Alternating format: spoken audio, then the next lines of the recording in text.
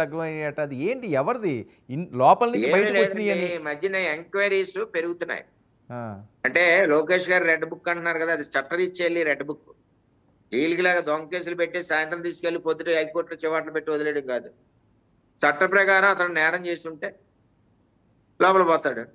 ఇయన్నీ ఈడీ ఎంక్వైరీలు. ఇప్పుడు విజయసాయిరెడ్డి నంబర్ 2 అరవిందోని బెదిరించారు. మళ్ళీ ఆళ్ళ కంపెనీ ఆళ్ళకిచ్చేసారు. ఎందుకు ఇచ్చేయాలి? ఇప్పుడు కాకినాడ సీపోర్ట్ కేవీ రావు దగ్గర కొన్నాం. బాజాప్తా కొన్నప్పుడు ఎందుకివ్వాలి తిరిగి? తప్పు చేస్తేనే కదా! పోలీసోళ్ళొస్తే దొంగ ఏం చేస్తాడు? మెడలో చంపిన పుత్తులతోటి తీసుకొచ్చి అక్కడెక్కడో పడేస్తాడు అమ్మగారు, అమ్మగారు అక్కడ దొరికిందండి అంటాడు. సో, అలాగా సో ఇదేంటి జగన్మోహన్ రెడ్డి చేసిన ఇంపార్టెంట్ బినామీ ఫైల్స్ ఏమన్నా దగ్ధం చేశారనా మీ అనుమానం? ఏదండి? ఇంపార్టెంట్ ఫైల్స్ ఏమన్నా దగ్ధం చేశారనా? ఆధారాలు లేకుండా? ఇంపార్టెంట్ ఇయన్నీ లెక్కలుంటాయి కదా! ఇప్పుడు ఒక లెక్క అయితే దాచుకోవచ్చండి. ఒక రూ. 1,00,00,000 దాచుకోగలం. మనం 10,00,00,000 దాచుకోగలం. వేల కోట్లు లిక్కర్ మీద వచ్చిన ఆదాయం ఈ సంచులు, గించులు ఎవరి దగ్గర పెట్టాం? మరి దువ్వాడ శ్రీనివాస్ గారి దగ్గర పెట్టారా? వర్మ గారి దగ్గర పెట్టారా? బొలిశెట్టి శ్రీనివాస్ గారి దగ్గర పెట్టారా? ఇది ఎక్కడో చోట రాయాలి కదా! ఒక్కోసారి మెమరీ మర్చిపోతాం. పదవోట్లేదు. అంచేత ఇయన్నీ ఉన్న ఫైల్స్ గబుక్కున ఎవడో అర్ధరాత్రి తలుపు కొట్టి వెరిఫై చేస్తే ఏదో తలపోడు ఎందుకని చెప్పి అగ్గిపుల్ల గీసాడు. ఆయన ఏ కంప్యూటర్‌లోనో మొన్న ఇక్కడికెళ్లారు కదా! లండన్. తీసుకెళ్ళి ఉంటారు. ఓ పెన్ డ్రైవ్ తీసుకెళ్ళి అక్కడెక్కడో పెట్టుంటారు.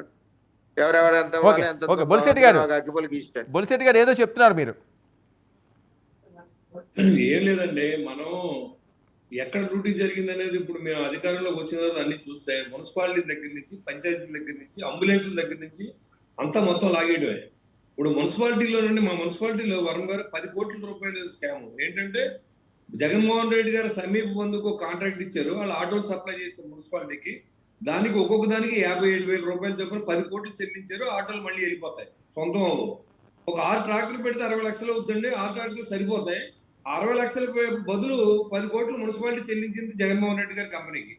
ఒక చెత్త ప్లాంట్ పెట్టుకొని ఆ ప్లాంట్ కి ఇక్కడి నుంచి ట్రాన్స్పోర్ట్ చేసే ఫ్రీగా మున్సిపాలిటీతో. అదే విధంగా రాష్ట్రం అంతా కూడా దోపిడీకి గురైంది. ఇవాళ మరి శ్రీనివాస్ గారు తెలుసో తెలియదో, ఇప్పుడు ఆయనకి ఏం మాట ఇచ్చారో ఏం లేదో నాకు తెలియదు. కానీ ఇవాళ చూసుకుంటే ఆయన మాట్లాడుతున్నారు, మేము ఉంటే మీరు ఉండవని. మేము ఉంటే మీరు ఉండరా? ఎందుకు ఉండరు? ప్రజాస్వామ్యంలో అందరూ ఉండాలి. ఎందుకు అంత పొగరేంటి?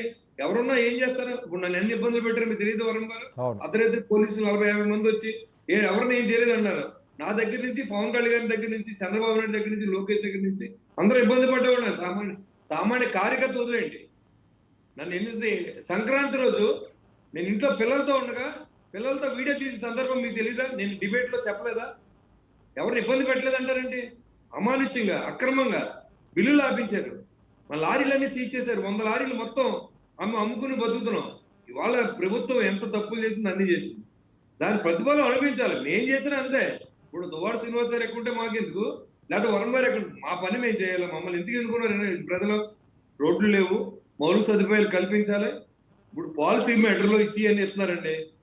పెన్షన్ మొదటి నెలలో ఇచ్చాం, 2 నెలలు సిలిండర్లు ఇచ్చాం, తర్వాత వచ్చే నెలలో తల్లి దేవుని వేస్తానంటున్నారు.